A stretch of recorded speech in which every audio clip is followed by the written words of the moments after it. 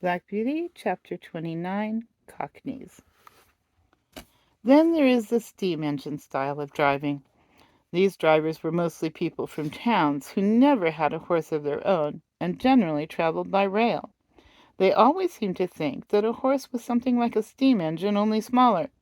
At any rate, they think that if only they pay for it, a horse is bound to go just as far and just as fast with just as heavy a load as they please.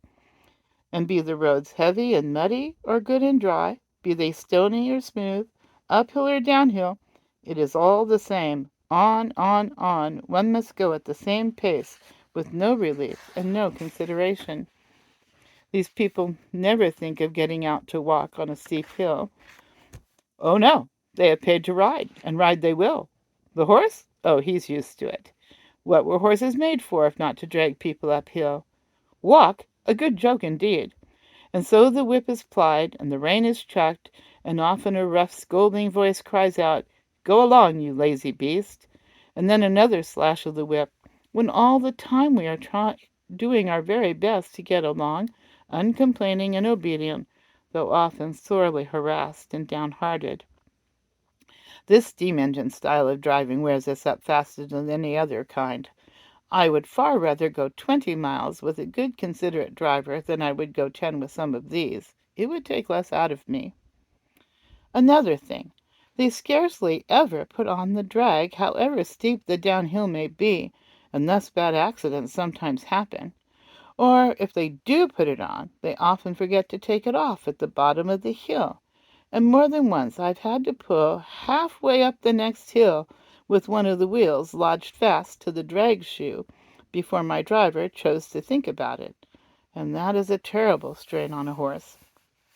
Then these Cockneys, instead of starting at an easy pace as a gentleman would do, generally set off at full speed from the very stable yard, and when they want to stop, they first whip us and then pull up so suddenly that we are nearly thrown on our haunches and our mouths jagged with the bit. They call that pulling up with a dash. And when they turn a corner, they do it as sharply as if there were no right side or wrong side of the road. I well remember one spring evening I and Rory had been out for the day. Rory was the horse that mostly went with me when a pair was ordered, and a good honest fellow he was. We had our own driver, and as he was always considerate and gentle with us, we had a very pleasant day. We were coming home at a good smart pace about twilight. Our road turned sharp to the left, but as we were close to the hedge on our own side, and there was plenty of room to pass, our driver did not pull us in. As we neared the corner, I heard a horse and two wheels coming rapidly down the hill toward us. The hedge was high, and I could see nothing, but the next moment we were upon each other. Happily for me, I was on the side next to the hedge. Rory was on the right side of the pole, and had not even a shaft to protect him. The man who was driving was making straight for the corner, and when he came in sight of us he had no time to pull over to his own side. The whole shock came upon Rory. The gig shaft ran right into the chest, making him stagger back with a cry that I shall never forget. The other horse was thrown upon his haunches, and one shaft broken. It turned out that it was a horse from our own stables, with the high-wheeled gig that the young men were so fond of. The driver was one of those random ignorant fellows who don't even know which is their own side of the road, or if they know, don't care. And there was poor Rory, with his flesh torn open and bleeding, and the blood streaming down. They said if it had been a little more to one side it would have killed him, and a good thing for him, poor fellow, if it had. As it was a long time before the wound healed, and then he was sold for coal carting, and what that is, up and down those steep hills, only horses know.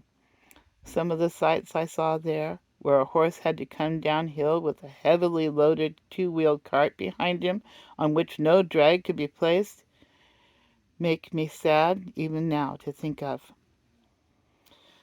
After Rory was disabled, I often went in the carriage with a mare named Peggy, who stood in the next stall to mine.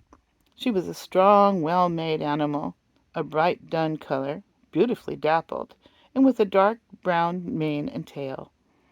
There was no high breeding about her, but she was very pretty and remarkably sweet-tempered and willing.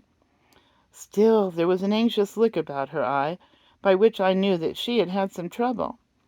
The first time we went out together, I thought she had a very odd pace. She seemed to go partly in a trot, partly in a canter, 3 or 4 paces, and then to make a little jump forward. It was very unpleasant for any horse who pulled with her, and made me quite fidgety. When we got home I asked her what made her go in that odd, awkward way. "Ah," she said in a troubled manner, "I know my paces are very bad, but what can I do? It really is not my fault.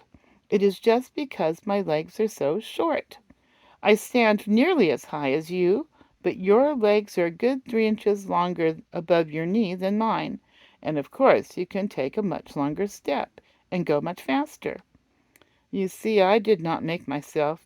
I wish I could have done so. I would have had long legs then. All my troubles come from my short legs," said Peggy in a desponding tone. "But how is it," I said, "when you are so strong and good-tempered and willing?" "Why, you see," said she, "men will go so fast, and if one can't keep up to the other horses, it is nothing but whip, whip, whip, all the time. And so I have had to keep up as I could, and have gotten into this ugly shuffling pace. It was not always so. When I lived with my first master, I always went a good regular trot, but then he was not in such a hurry. He was a young clergyman in the country, and a good kind master he was. He had 2 churches a good way apart, and a great deal of work. But he never scolded or whipped me for not going faster. He was very fond of me. I only wish I was with him now. But he had to leave and go to a large town, and then I was sold to a farmer. Some farmers, you know, are capital masters, but I think this one was a low sort of man. He cared nothing about good horses or good driving. He only cared for going fast. I went as fast as I could, but that would not do, and he was always whipping, so I got into this way of making a spring forward to keep up. On market days he used to stay very late at the inn, and then drive home at a gallop. One dark night he was galloping home as usual, when all of a sudden the wheel came against some great heavy thing in the road, and turned the gig over in a minute. He was thrown out, and his arm broken, and some of his ribs, I think. At any rate, it was the end of my living with him, and I was not sorry. But, you see, it will be the same everywhere for me if men must go so fast. I wish my legs were longer." Poor Peggy! I was very sorry for her, and I could not comfort her, for I knew how hard it was upon slow-paced horses to be put with fast ones. All the whipping comes to their share, and they can't help it.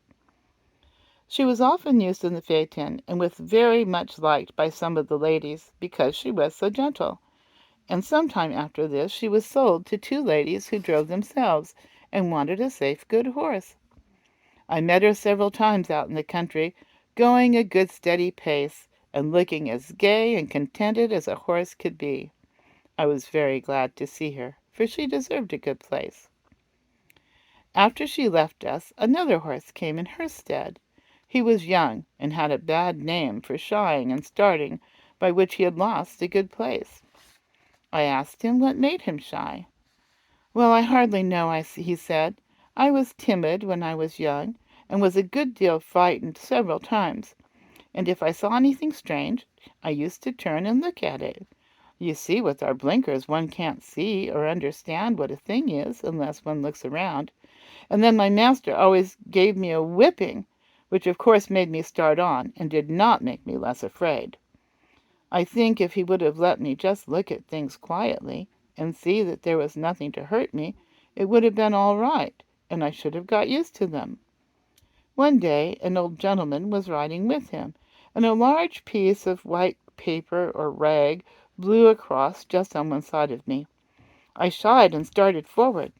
My master, as usual, whipped me smartly, but the old man cried out, "You're wrong! You're wrong! You should never whip a horse for shying. He shies because he is frightened, and you only frighten him more, and make the habit worse." So I suppose all men don't do so. I am sure I don't want to shy for the sake of it, but how should one know what is dangerous and what is not if one is never allowed to get used to anything? I am never afraid of what I know. Now I was brought up in a park where there were deer. Of course I knew them as well as I did a sheep or a cow, but they are not common, and I know many sensible horses who are frightened at them, and who kick up quite a shindy before they will pass a paddock where there are deer. I knew what my companion said was true, and I wished that every young horse had as good masters as Farmer Gray and Squire Gordon. Of course we sometimes come in for good driving here. I remember one morning I was put into the light gig and taken to a house on Pulteney Street. Two gentlemen came out. The taller of them came round to my head. He looked at the bit and bridle, and just shifted the collar with his hand to see if it fitted comfortably.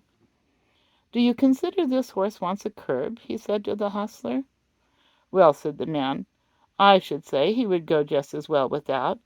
He has uncommon good mouth, and though he has a fine spirit, he has no vice.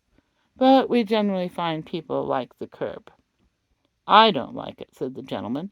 "Be so good as to take it off, and put the rein in at the cheek. An easy mouth is a great thing on a long journey, is it not, old fellow?" he said, patting my neck. Then he took the reins, and they both got up. I can remember how quietly he turned me round, and then with a light feel of the rein, and drawing the whip gently across my back, we were off. I arched my neck and set off at my best pace. I found I had someone behind me who knew how a good horse ought to be driven. It seemed like old times again, and made me feel quite gay.